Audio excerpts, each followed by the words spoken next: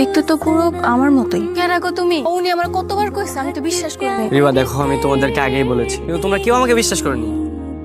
আমার সাথে ফেসের মিল আছে, বস্তির মতন দেখতে। তুমি আমাকে বিয়ে করবে না? উনি তো আমারে বিয়ে করতে চায়। তো সামান্য একটা বস্তির মেয়ে, বড়লোক ঘরের বউ হওয়ার স্বপ্ন দেখছিস?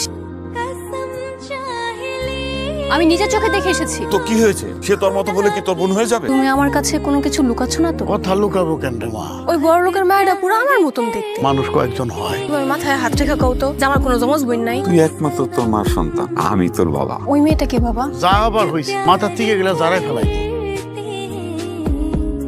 কিরে, তুই বলে বস্তির কোন মেয়েকে পছন্দ করেছিস? আমি চৈতিকে অনেক ভালোবাসি, আর আমি যদি বিয়ে করি ওই বস্তির মেয়েকেই বিয়ে করব। তাহলে আমার ফাইনাল কথা শুনে রাখ, যদি বস্তির মেয়েকে বিয়ে করিস আমার কোনো ধন সম্পদে তোমার কোনো অংশীদারিত্ব থাকবে না।